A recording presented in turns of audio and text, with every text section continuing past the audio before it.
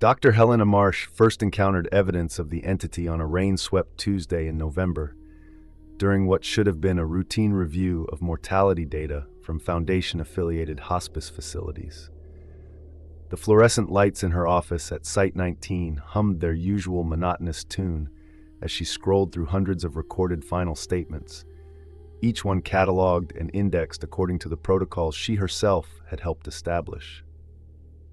Thanatological linguistics remained one of the Foundation's more obscure specializations. Most personnel found the work morbid, unnecessary, even ghoulish. But Helena understood something her colleagues did not. Language at the threshold of death operated under different rules than ordinary speech. The dying said things that defied conventional semantics, spoke in patterns that suggested access to information they could not possibly possess. Over her 15 years in the field, she had documented hundreds of cases where terminal patients predicted events weeks in advance, spoke in languages they had never learned, or described locations they had never visited with impossible accuracy. The Foundation's interest was clinical, of course. If the dying possessed some form of precognitive or clairvoyant ability, it needed to be understood, measured, potentially weaponized, or defended against. Helena's task was to find the patterns, to separate the signal from the noise of morphine-addled rambling and oxygen-starved confusion. She almost missed it entirely. The anomaly was subtle, hidden in the metadata rather than the content itself. 3 deaths, unrelated patients in 3 different facilities across 2 continents, all occurring within a 90-minute window. The final words were unremarkable taken individually. A grandmother in Oregon, "Tell them I tried." A middle-aged accountant in Berlin, "The numbers never balanced." A teenager in Singapore, "Nobody listened." What caught Helena's attention was the audio analysis. Each recording contained a secondary acoustic signature, a subsonic frequency that appeared in the final 30 seconds before death. More intriguing, the signature was identical in all 3 cases, down to the microsecond timing of its fluctuations. The statistical probability of such a match occurring naturally was effectively 0. Helena pulled up every recorded death in the Foundation database for the previous 6 months and ran them through her pattern recognition software. She worked through the night, sustained by cold coffee and the peculiar energy that came from sensing she was onto something significant. By dawn, she had identified 47 cases. 47 deaths where the subsonic signature appeared. 47 final statements that seemed random and unconnected. She began arranging them chronologically, transcribing each one onto a separate index card, laying them out across her office floor in the order they had been spoken. The pattern remained elusive. She tried arranging them by geography, by cause of death, by age of the deceased. Nothing cohered. She was missing something fundamental, approaching the problem from the wrong angle. It was Dr. Rajesh Patel from the Linguistics department who provided the breakthrough, though he did so inadvertently. Helena had invited him to review her findings, hoping a fresh perspective might illuminate what she was missing. He stood in her office, surveying the scattered index cards with the bemused expression of someone who suspected he was witnessing the early stages of a colleague's mental breakdown. "You're treating these as complete statements," he said finally. "But what if they're not? What if each one is just a fragment?" Helena stared at him. "A fragment of what?" "You're the thanatological linguist, not me. But look at the phonetic structure. These aren't discrete statements, they're components, syllables in a larger construction." It took Helena another week to crack the actual arrangement. The key was understanding that the sequence was not temporal or spatial, but phonological. Each final statement contributed not its meaning, but its sound, its acoustic shape. When she began overlaying the recordings, isolating specific syllables and reconstructing them in the proper order, something emerged. Something that made her blood run cold. It was a sentence, or rather, the beginning of one. A sentence being constructed one dying breath at a time, assembled from the stolen final words of the dead across the entire world. She could not yet make out what the complete sentence would say, but she could hear its structure taking form, like a massive edifice being built brick by brick. Helena submitted her findings to the site director with a recommendation that the phenomenon be classified and assigned an SCP designation. Within 48 hours, she received her response.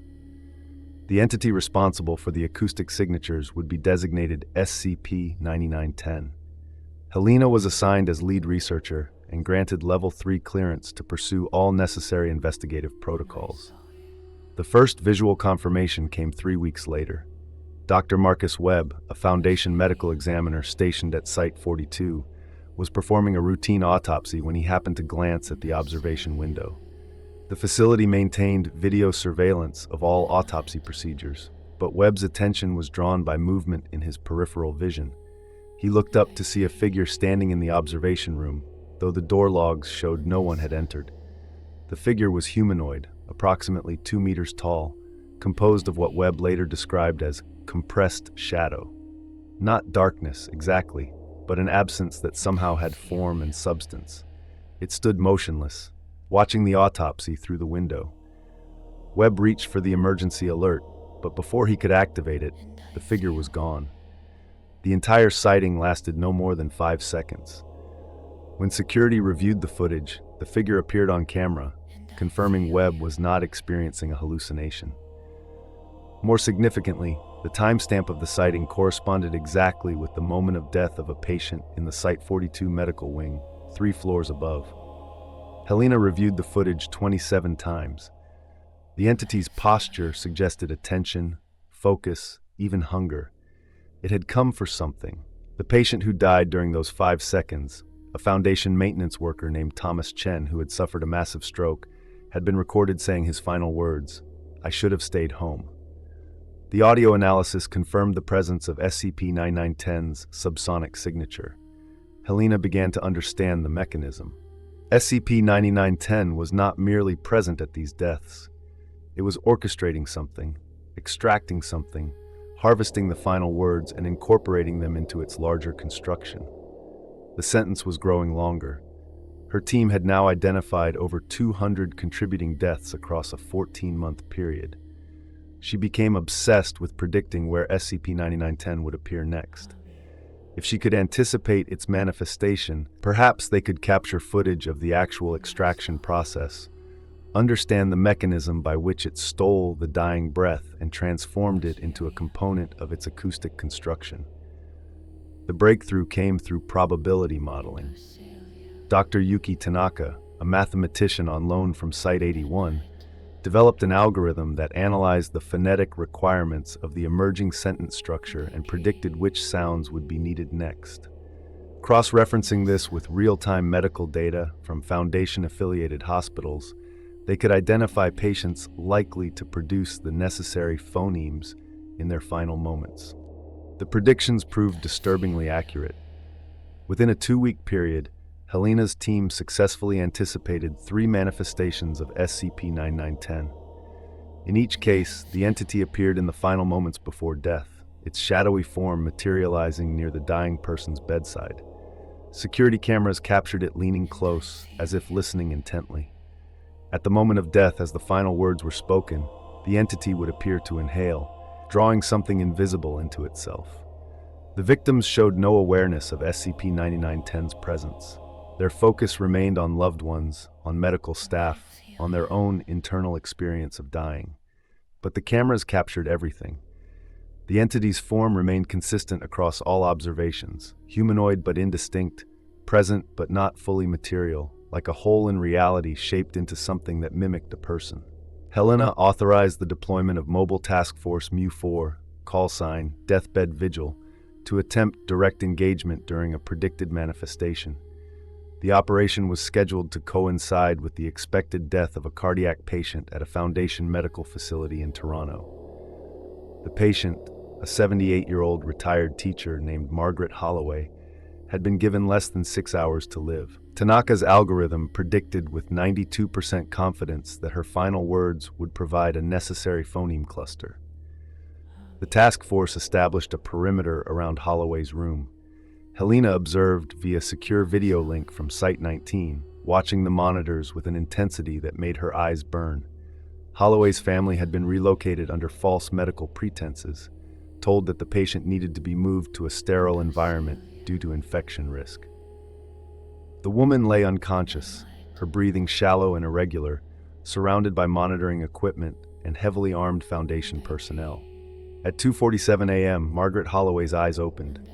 She drew a rattling breath and spoke, her voice barely audible. The garden was always waiting. SCP-9910 manifested. It appeared not at the bedside, but in the corner of the room, emerging from the shadows there as if they were a doorway. The task force commander gave the engagement order immediately. Specialized containment rounds designed to disrupt dimensional anomalies were fired from 3 different angles. The rounds passed through SCP-9910 without effect. The entity did not react, did not acknowledge the presence of the task force at all. It moved toward Margaret Holloway with a gliding motion that suggested no actual footsteps, closing the distance in seconds. It leaned over her, its featureless head positioned near her mouth, and performed its inhaling motion. Margaret Holloway died. The monitors flatlined. SCP-9910 straightened, turned, and dissipated like smoke and wind. The entire encounter lasted 19 seconds. The task force had failed to impede, contain, or even meaningfully interact with the entity. Helena watched the footage in silence, a cold understanding settling over her. SCP-9910 was not something that existed fully in their reality. It operated on a different layer of existence, one that intersected with the material world only at the specific moment of death, only in the presence of final words. She began to have nightmares. In them, she stood in an infinite hospital corridor lined with beds, each one containing a dying person. SCP-9910 moved from bed to bed, harvesting words, and she could hear the sentence taking shape, growing longer and more complete with each death. In the dreams, she understood what the sentence would do when it was finished, but she could never remember that understanding when she woke. The investigation continued for 9 more months. Helena's team documented over 700 deaths associated with SCP-9910. The entity's activity was accelerating. Initially, manifestations had occurred every few days. Now they were happening multiple times per day, sometimes simultaneously in different locations around the world. The sentence was approaching completion. Helena could feel it. Her reconstruction efforts had identified approximately 83% of the final statement. It was becoming possible to predict not just the necessary phonemes, but the actual words that would complete the construction. What emerged was not written in any human language, yet it was composed entirely of human languages. Every final word ever spoken in fear, in love, in regret, in hope, in confusion, in acceptance, all of them woven together into a single statement.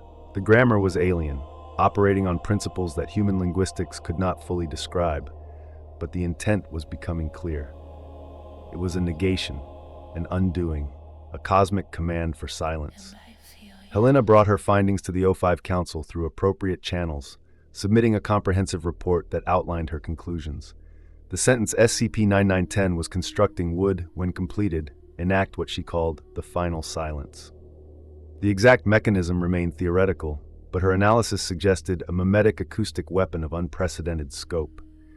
When the sentence was spoken in its entirety, human language itself would cease to function. Not just speech, but all forms of symbolic communication. Writing, signing, even internal thought structured by linguistic frameworks. Humanity would be rendered mute and mind-blind in an instant. Consciousness without language. Awareness without the ability to form or express thought. The implications were apocalyptic. The O5 Council elevated SCP-9910 to Keter classification and authorized unlimited resources for developing countermeasures. But Helena knew, with a certainty that went beyond data and analysis, that there were no countermeasures. SCP-9910 was not something that could be stopped or contained. It existed in the liminal space between life and death, in the final breath of every dying person. How could the Foundation prevent death itself? They tried anyway, of course. Experimental protocols were developed to suppress final words, to render dying patients unconscious before they could speak, to create acoustic dead zones around terminal patients. Every attempt failed. Even patients rendered unconscious would produce sounds at the moment of death, subvocal utterances that still carried the necessary phonemes. SCP-9910 would manifest and harvest them regardless. Helena stopped sleeping properly. She lived on stimulants and anxiety, her office becoming a chaos of papers and recordings, walls covered with transcriptions and acoustic analysis charts. Her colleagues began to worry. Dr. Patel suggested she take a leave of absence, get some distance from the research. She refused. Someone had to understand. Someone had to witness. The reconstruction reached 94% completion on a Thursday in March. Helena sat in her office, listening to the assembled sentence fragment play through her headphones. It was beautiful in its horror, a symphony of last breaths woven into something that transcended human creation. She could almost understand it now, could almost grasp the full meaning of what SCP-9910 was building. She realized, in that moment, that she had been wrong about one thing. SCP-9910 was not creating this sentence. It was transcribing it. The sentence already existed, had always existed, written into the fabric of reality itself. Every human who had ever died had contributed their part, unknowing, their final words merely components of something vast and ancient and utterly indifferent to human survival. SCP-9910 was not a collector, it was a scribe, and the sentence was nearly complete. Helena began to experience episodes of temporal disorientation.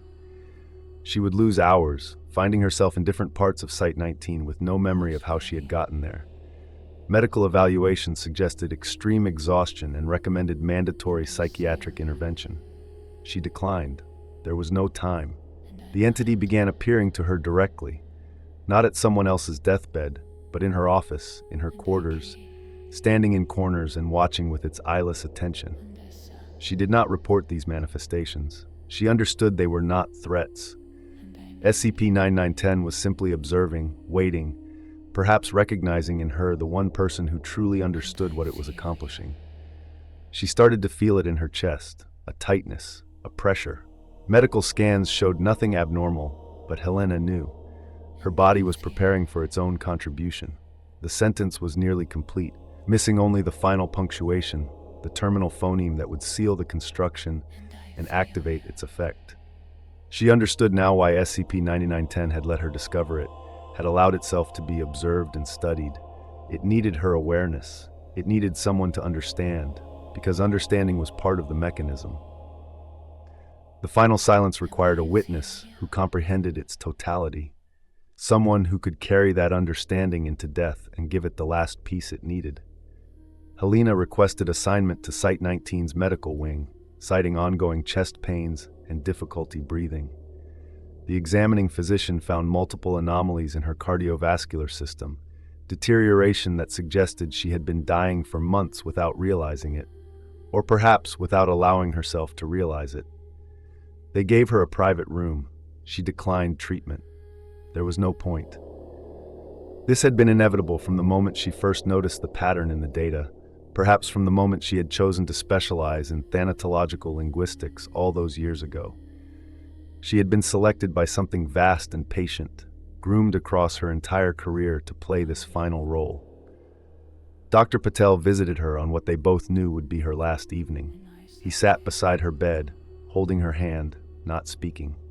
There was nothing to say. Helena had submitted her final report, a document that explained everything she had discovered and everything she now understood. The O5 Council would read it.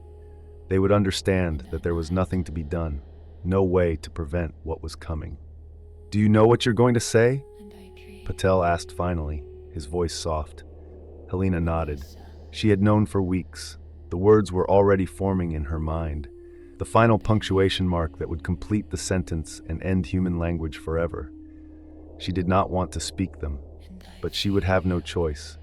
At the moment of death, the words would come, as inevitable as the dying breath that carried them. "I'm sorry," she whispered. Patel squeezed her hand. "It's not your fault, Helena. You were just trying to understand. But that was the trap, wasn't it? Understanding was complicity. Knowledge was participation. By studying SCP-9910, by reconstructing its sentence, by comprehending its purpose, she had become part of its mechanism. The final silence required a mind that could grasp its totality, and she had volunteered hers. Night fell. The medical staff checked on her regularly, monitoring her vitals as they steadily declined. Her heart was failing, had been failing for months, damaged by something that transcended physical causation. She was dying of understanding, of knowledge that human consciousness was not meant to contain. At 3:15 a.m., she felt SCP-9910's presence. It stood in the corner of her room, exactly as it had stood in the corners of 700 other rooms, waiting for final words. But this time was different.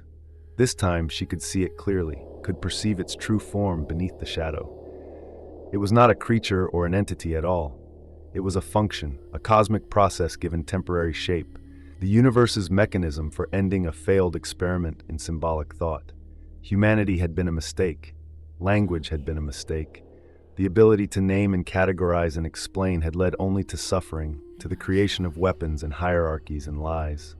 The final silence was not a punishment, but a correction, reality healing itself by removing the infection of meaning. Helena wanted to rage against this, to deny it, to assert that human language had also created beauty and connection and love. But she could not lie, not now, not at the threshold. Language had done those things, yes, but it had done so much more harm than good. She had spent 15 years studying the words of the dying, and she knew the truth. Most final statements were regrets. Most last breaths carried pain. Perhaps silence would be better. Perhaps the final silence would be a mercy. Her vision blurred. Her breathing became labored. The monitors around her bed began their frantic beeping, alerting medical staff that she was entering her final moments. She heard footsteps in the corridor, voices calling for emergency intervention, but they seemed distant and unimportant. SCP-9910 moved closer, gliding to her bedside, leaning down as it had leaned down over Margaret Holloway and Thomas Chen and 700 others. Helena could feel its attention focused on her mouth, waiting for the final contribution, the last piece of the cosmic puzzle. The words formed in her mind, rising from someplace deeper than consciousness, shaped by forces she could not resist. They were perfect, inevitable, the only possible ending to the sentence that had been building since the first human learned to speak. She opened her mouth. The words came. Until silence remembers. The monitors flatlined. Helena Marsh died. SCP-9910 inhaled, drawing her final breath into itself, incorporating the ultimate phonemes into the completed construction. The sentence was finished. In that instant, across the entire world, in every language and every throat, in every mind that had ever structured thought through symbolic meaning, something fundamental changed. Not immediately, not catastrophically, but quietly, inevitably. A seed planted in the death of a Foundation researcher, waiting to germinate. The Foundation would study Helena's final report for years, trying to understand what she had discovered in those last moments. The report itself became anomalous, its contents shifting depending on who read it, as if the meaning could no longer be fixed in place. SCP-9910 ceased manifesting after Helena's death, its work complete, but the effects of the final silence began to spread slowly through human consciousness. People found themselves struggling to remember words, simple ones at first, names of objects or colors, then more complex vocabulary, abstract concepts, philosophical terms. Language did not disappear overnight.